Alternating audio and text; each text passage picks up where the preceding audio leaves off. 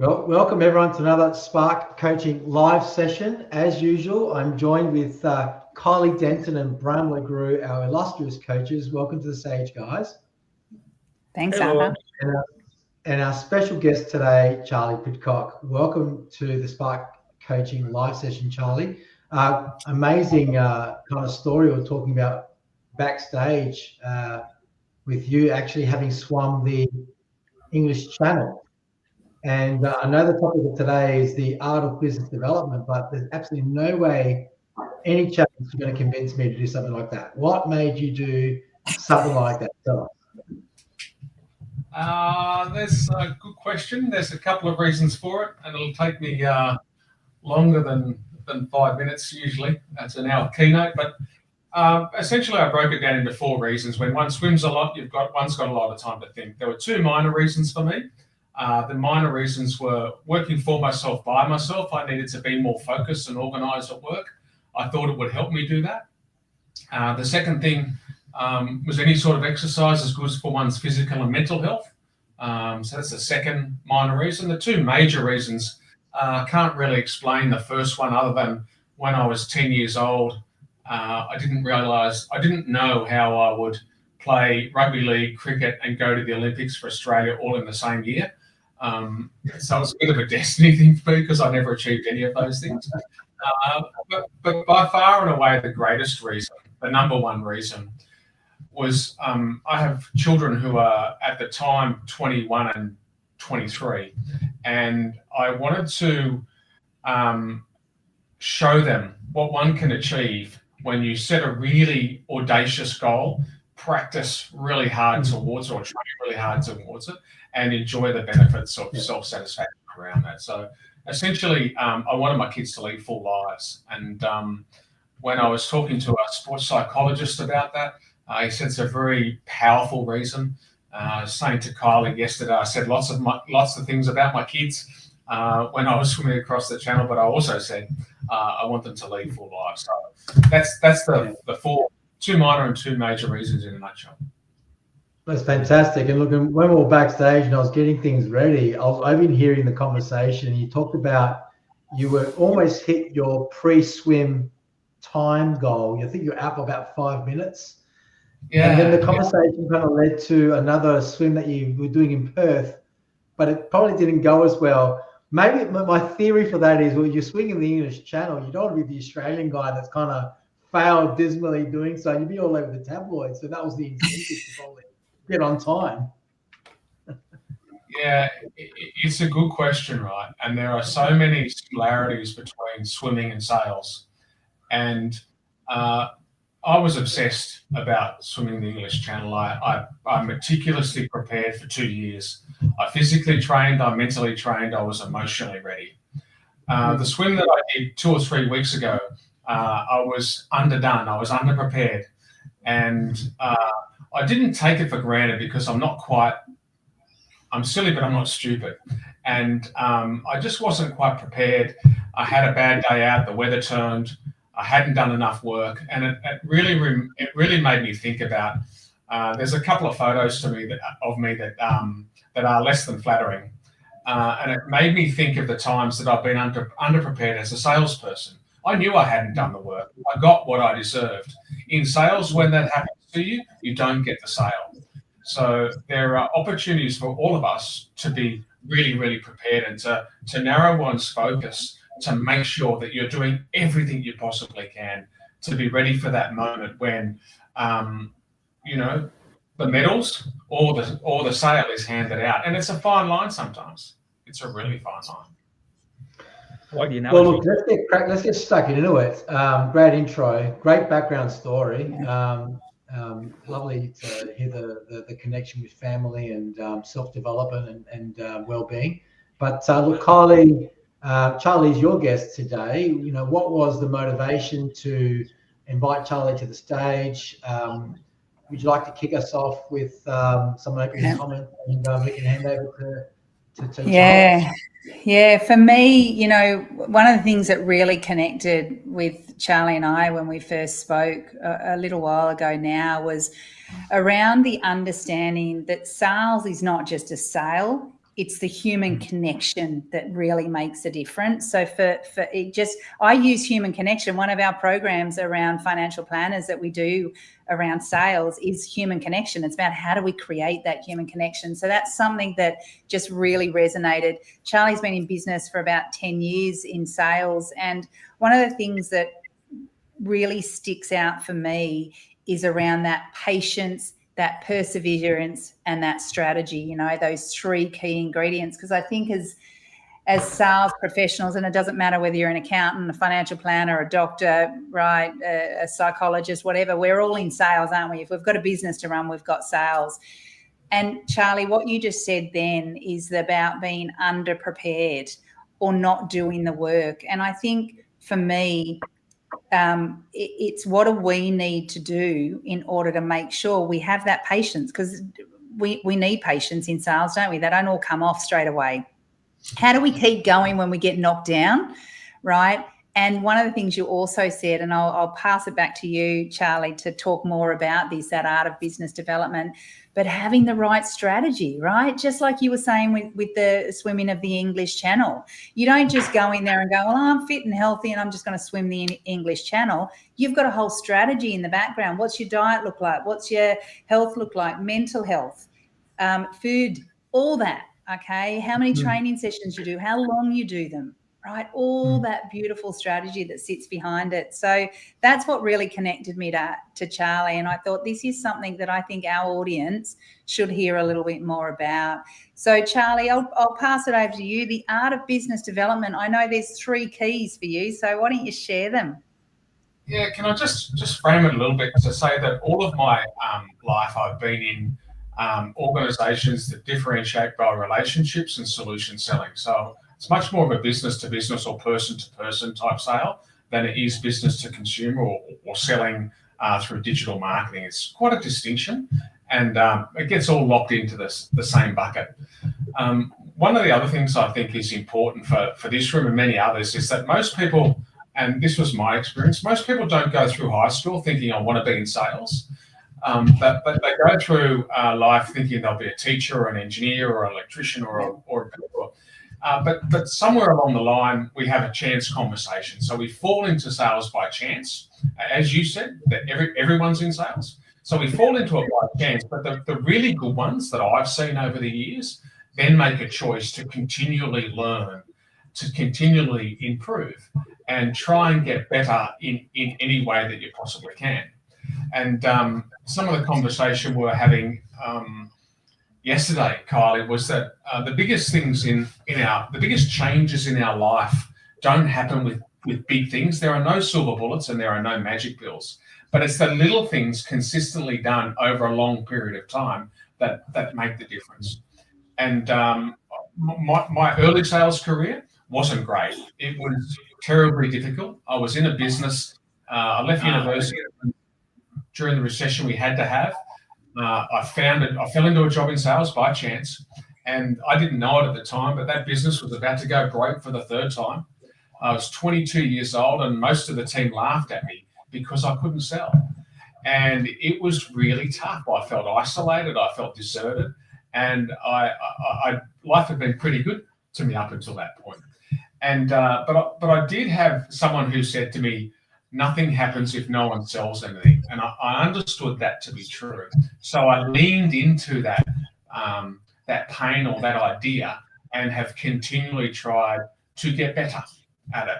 And I worked in organizations doing sales and leading sales teams. And as you said, 10 years ago, I started my own business. And part of that was a realization that there are 3 keys to business development when you're differentiating via relationships and solution selling.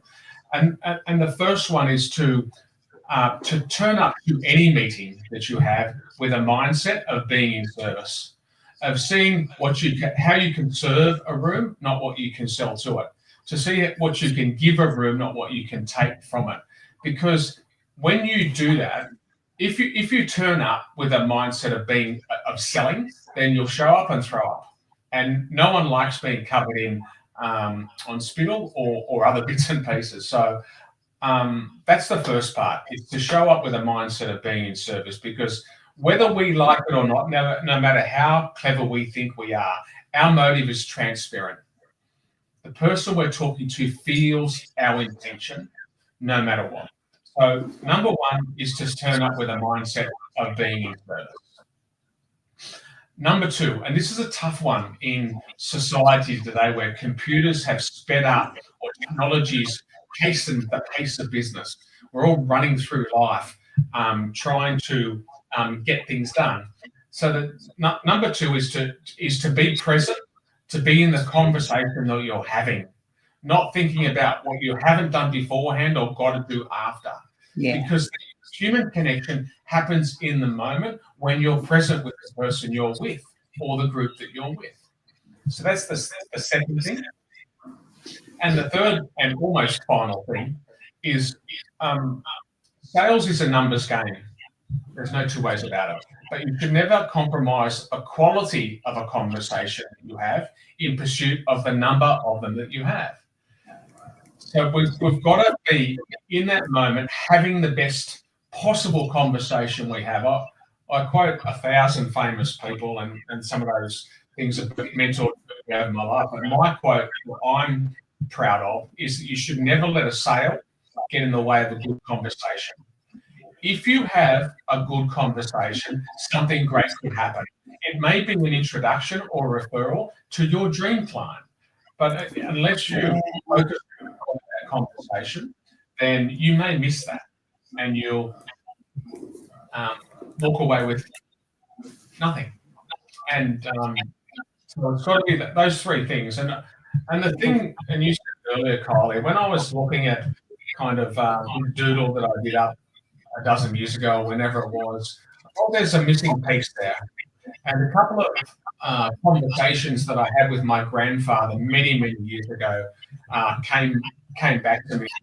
One of them was a story about how he set a foundation in of lifelong learning. And the second thing he said, which is another story, is he said, Charlie, never take a job that can be one day overtaken by a machine. And I said, why is that, Pop? And he said, it's only a matter of time before someone invents that machine. He was an American guy. He was born in 1908, the same year that the Model T Ford was invented or came off the production line. He talked about computers and microwave ovens, and all of them were taking the role of human beings. And for me, what I took from that was the power and the importance of human connection. There was 28 grandchildren at my grandfather's funeral, and every single one of us thought we were his favourite. 28 of us. He was a master of having a quality conversation. He was 100% present, and he just wanted to learn what was going on through his mindset of service. So, I've never really connected the other three parts of that circle to the conversations I had with him until the real time now. But the human connection piece is where the gold is. I've managed hundreds of salespeople and trained maybe thousands. And what most of them say when I really dig down about why they love sales, and this is, to be clear, differentiating via relationships and solution selling. When you spend enough time talking to them and digging deep, most humans like to help other human beings, and that's facilitated. It's squeezed. The friction's taken out when you've got that human connection. So, for me, that's the art of business development. Yeah, look, great three points that you've made there, Bram. Listening to that, in terms of, and I've just muted, so just bear with us. There's a bit of interference in the background. So, Kyle, if you want to raise your hand, please unmute yourself. But in terms of your background with communication mastery, your understanding, or intimate understanding of the people's DISC analysis, the S&I profiles really align to what Charlie's saying. I would have thought. I was just thinking the same. And represent connection is big pretty proportion important of the population, right? 70% of Australians are people, including SNI. So yeah, you would expect them to be there. 70%, you said? 70 combined. And then obviously drawn into more specific industries. So if you go to more, the professional financial services, that would have less of a high, group of that sort of likes, unless you're, of course, with Spark, right, where it's different. But yeah, look, I like what you were talking about, and how interesting is it that a lot of it is the first two are mindset. The first two are mindset, and then only it becomes about the quality of the conversation, which is more the skills related thing. So I like how you went about that. Yeah, well, it was a long bumpy road, right?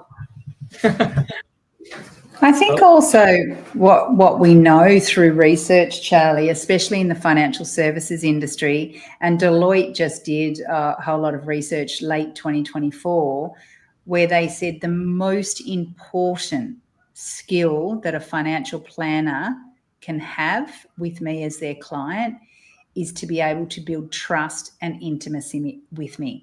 Now, that intimacy is around understand my personal values, understand who I am, and understand what's important to me, which is that human connection, right? I love, as a coach, and I know, Brahm, you're the same, even as a psychologist, but I love nothing more than being so present with my client that I don't even hear what is going on in that world outside of me, because I am just right there. I know sometimes I get off a session or a presentation where I've been nothing but present, and I've got a headache at the end of it because I've been so focused on just being present with my people, being with my clients. And I love that fact of going in with that conversation and not expecting anything. And there's sometimes I have a conversation and go, that was not where I expected that to go. We've gone in just such an amazing direction that it was either a referral or, oh my God, I can't believe that we're so aligned with our thinking. So I totally agree that connection, that trust, that intimacy is what people want. And I'm going to say it's not just financial services. Look, it's an interesting point. And to Charlie's earlier story about his grandfather, I guess forecasting or looking into the future around the role of machines, and we're kind of at this new dawn, aren't we? I sat in an interesting session this morning, run from one of our product providers, which talked about, it's the hot topic at the moment, AI, machine learning, and etc. And the example that he used was there was a study done where there was from a journalism context, there was 100 articles that were placed into the various platforms, the chat GPTs and etc. And the prompt was to then analyze the articles and provide summaries. And that was then provided to a human, very experienced, very well respected journalist to actually comment on the summaries that was produced through these particular platforms. And in that review, 51% had errors in terms of the summary provided by the platforms, and there was 19% that the actual AI had created misinformation, like actually created things that actually weren't there. So it's a long way to go, but to the point that you just made, Kylie, and linking it back to what Charlie's saying, will we ever evolve as a human race to ever replace the human connection needed in most industries? I've got some thoughts on that, but Charlie, if you've got something to say, go for it. I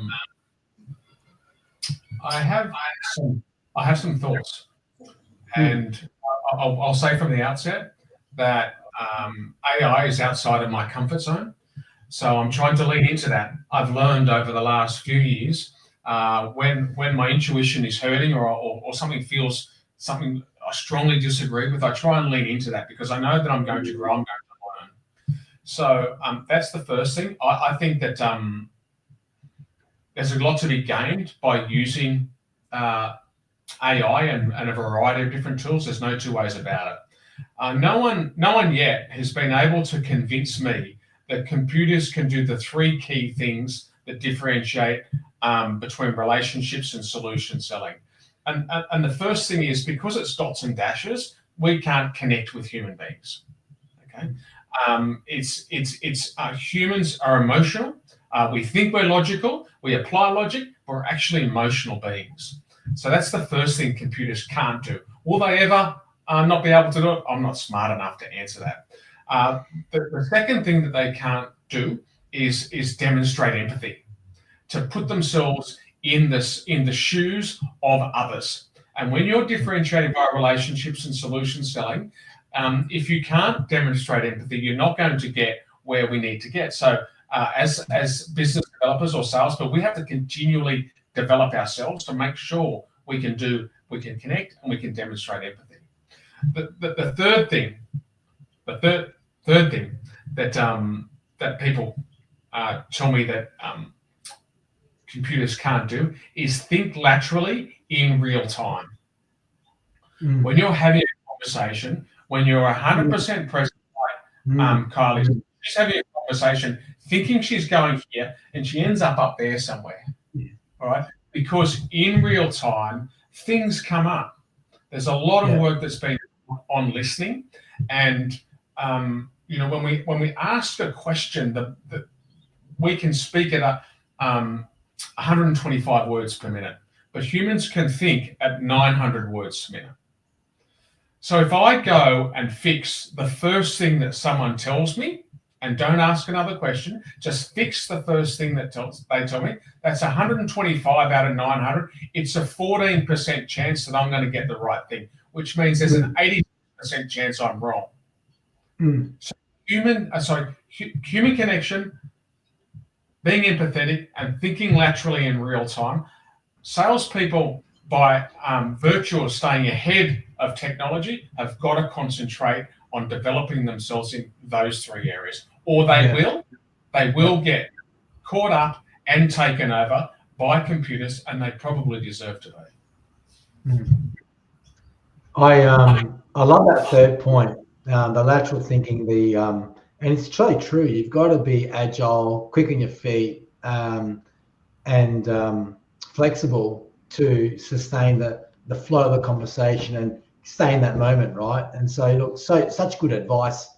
And I just thought, sorry for the segue there, but I just thought it'd be a good topic to kind of talk more thoroughly about. But yeah, thanks for that, Charlie. That was really good. Arthur, a couple of months ago, I wouldn't have been so constructive. But I think I've been curious and I've been leaning into my uncomfortability. Yeah. And humans by nature have got to fight that. Our comfort zones are where we feel safe and secure, but if we spend too long, we get stuck and we go stale. And there's a graveyard full of people that unfortunately couldn't get themselves through that. Sure. Yep. Agree, Bram. What are your thoughts? I know you're ferociously right in there. So we don't have the note taker in on this. Well, we can always upload the recording and get a transcript for you later, Bram, if you like. Look, the thing I'm taking out of Charlie's is that there's actually, whilst a lot of roles are at the mercy of AI and many of them are being replaced right now, I'm hearing hope and business development and sales actually be an actual career with a future. I think that's something really to put out there. And I like the fact that you said very few people thought of wanting to become, some kids would think of astronaut or doctor or dentist or whatever. Here we say, hey, what if you were to actually see yourself as the next, whatever, great salesman that changes the world with great solutions and doing it in a way that you look after your clients? I think that's a great story. Can I also add, if you're wondering, that 60% of CEOs come from a sales background, and the highest paid people on the planet are salespeople. Yeah. So it's not natural. That's why most people when you refer to someone as a salesperson, they say, "Oh, I'm not in sales," and that's just a language or a mindset shift that is very difficult for some people. Well, and actually, if I can just add there, emotional intelligence, which is a predictor of being paid well as well. Great leaders have a high EQ. Great salespeople have a great EQ. And also great people in customer service tend to have it. So I think that emotional intelligence is a lot about how to deal with other people. It's the soft skills that actually end up giving you more opportunities to earn more. Yeah, sure. Yeah, I totally agree. One of the things I remember when I first, and this was many moons ago, but when I was becoming a financial advisor and I got offered a job, I was doing my studies, and I remember going, I can't do sales, right? I can't do sales. I've never done sales. I'd always been in product management or leadership. And my leader said to me, I don't want you to sell. I want you to advise. Okay. And it was that total shift in my mindset where I went, how do I be of service, right? I didn't think of service then, but all my thinking was, how do I help? How do I help, right? So same as how do I be of service? So that was all I ever focused on. And I was successful, okay, as an advisor, because I focused on how do I help someone for something that I'm so passionate about to make sure they have what they need to either be able to retire or to be able to have the life insurance or disability insurance, right? So it was just a flip. And I remember going, I can't do this. I've never been in sales before, right? So that was exactly what you were saying there. And what I think just in relation to the other point is I feel that certain roles within, say, if we look about financial services, there's a place for AI, okay? And that is, for that real basic advice. We also know that I don't think it will ever replace that holistic advice that we give because of those points that you make out. Emotional intelligence, really understanding them, going in different tangents. So I think there's an opportunity for us to service clients through AI that are not being serviced through a full-blown financial planner. Which I think is a really great opportunity because they need advice. They just don't know how else to get it or they can't afford it. So I think there's a place for AI within our industry at least. And that's what Charlie's talking about. It's the relationship solution-based selling or complex sales, as I probably, used to call it. Multi-layered, multi-step sales. Fast transactional type definitely can be easy replaced. Which is really, it's interesting, isn't it? Instead of, business development, and we all know the usual rhetoric, there's certain interests that sell. Unfortunately, our profession in financial advice has had to go on a journey to be recognized as a profession. It still continues to face that ultimate challenge. But we've had to, weed out a lot of that behavior, that mindset, the opposite to what Charlie has been talking about. And to be seen as a profession that actually serves the needs of consumers who are entrusting their life savings to a person, and that person will make sensible decisions on their behalf in their best interests. I mean, I don't see how that will get replaced by the machinery, but in terms of, grunt work, backhand, the calculators, the modeling, all that can be outsourced, but it's that conveying of the information and the strategy that Charlie's been talking about that has to be tangible and embraced by another human to human. I think that's forever, going to be there. And the other interesting things as well is around what we're talking about today is there's no shame. I just think there's this shame thing, happening, like if you are solving someone's problems, and if that is called, you've sold yourself to them, well, good on you, because you're solving someone's problems, and that's a fantastic thing, and we shouldn't be ashamed anymore. If we are educated, we're professional, we've had to meet all these standards, we've been put through the ringer as a profession and other professions too, but in terms of context wise, financial advisors, you should be proud that you're selling yourself in order to help someone. And so I think we just got to bring it back and say it's actually okay to sell if you're genuinely helping someone And there's nothing wrong for a fair exchange, a commercial exchange for your efforts. There's absolutely nothing wrong with that. And we've got to get away from this, oh, I don't sell stuff. Well, if you don't sell and you can't sell yourself, and you can't sell that you can't serve someone's problems, then find your profession, because obviously your heart's not in it. If your heart's not in it, find something else to do. Because if you're not passionate about helping someone and serving someone and receiving a fair and equitable exchange for your time and your education and all that type of stuff, then that's okay. Then maybe you should do something else. But that's the reality, and I'm just calling it out there. Be proud, everyone. Be proud of what you do. You're helping people. Sorry, just got on my band. I second that. This is a safe space here. So I'm going to share something that I've never really told anybody before. Most people who know me won't know me. It's quite secretive, right? I studied accounting. It's true. I have a degree in accounting. Well, we're going to hang up the call now. I told you it was serious, and that's the reason I've barely told anybody. And there's a reason I think that there are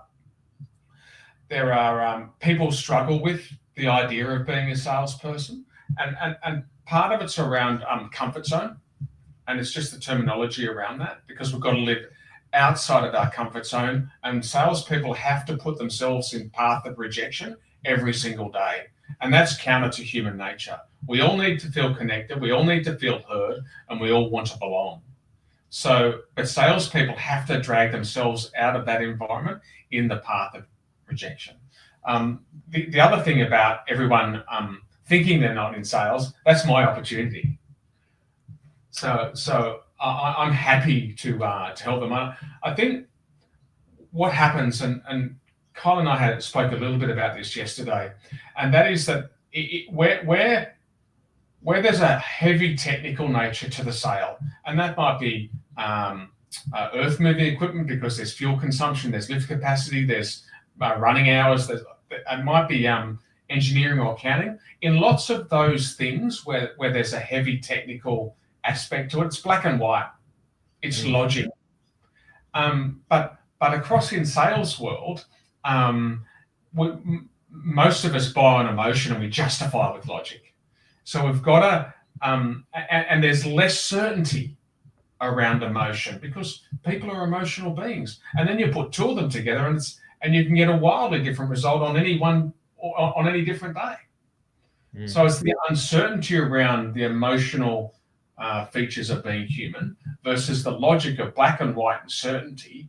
And to Bram's point about, with the disc, I was nodding there because high C's, which is where a lot of accountants and compliance live, it's black and white.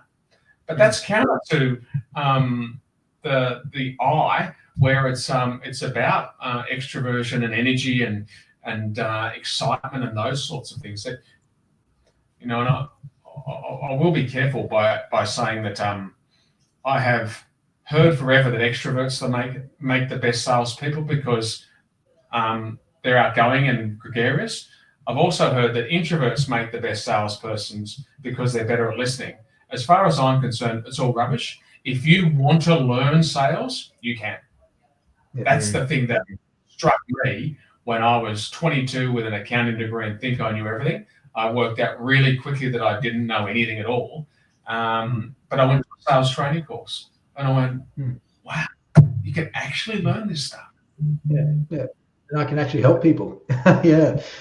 Look, we've got to kind of wrap it up pretty soon. Just calling out Bernie Sheehan, who's coming and made a comment. Thank you, Bernie. I tell my people we're just here to help, and it's so true. And I guess the sooner we embrace that, I guess the better off we're going to be. Like, we'll be much more comfortable in our own skins, and we'll be able to convey our messages much more effectively. We're going to be more open to helping more people. As long as we've got the right people with the right intent in these positions of, let's say, influence and obviously accountability, get that piece right. And then to your point, Charlie, is anyone can learn and get better, and every day is a learning opportunity. So I'm going to finish there, but Bram and Kylie, any closing comments? And obviously Charlie, in the chat, in the LinkedIn chat, please put your details. Anyone that wants to connect with you, that feel they need to reach out and get some support, please do so with the LinkedIn post. But Kylie, Bram, closing comments. Yeah, well, for me, Charlie, I'd love you to share your webinar that you're doing Friday, okay? So the Art of Business Development. So if anyone, wants to learn more about that, check it out, right? It's definitely a webinar that you're worth going to. And for me, I think, I remember this Tom Brady, and I want to end on it, to be successful in anything, the truth is you don't have to be special. You just have to be what most people aren't, and that is consistent, determined, and willing to work for it. So I think that sort of wraps up all those things that you were talking about too, Charlie. So I'll leave it to Bram and then to Charlie to share details. I'm all good. Over to you, Charlie. Thank you. I am just opening up my Zoom, and I'll put that in the chat in just a couple of seconds' time. What I'd encourage everybody to do is to know or try and recognize within yourself where your comfort zone is, and try and get yourself outside of it. And the very best way that you can do that, it starts with doing something you've never done before. So I was saying to someone last week that I've never done Zoom Live before. So I'm doing Zoom Live today, and so that's me getting outside of my comfort zone. Doing it in front of any number of people, it's not intimidating because I know where my comfort zone begins and ends, and I'm trying to learn myself to push myself outside it. And the second thing I would say is lean in, because there is an awful lot of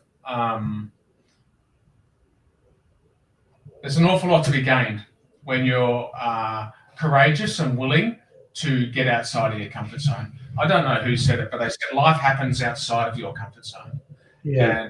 I've spent so much time out of my comfort zone in the last 3 or 4 years. I'm busy, but hopefully I've shared a few things today. I have a webinar on coming up on Friday at 2 p.m. I'm going to send the link now. Hopefully that works. If it's if it doesn't work, I'm on LinkedIn, and I'd love to connect, love to chat, and see how I can help, like Bernie, in any way. Beautiful. Right, that's a wrap. Everyone, thanks for joining. Great chat today with Charlie Piddock. Great story with your achievements, journey over the last 10 years running your own business. Good luck looking ahead. And thank you for joining us today. Kylie, Bram, we'll catch up with you next fortnight, and we'll speak to each other soon. Thank you so much. See you soon. Thank you. Thank you. Thanks, everyone.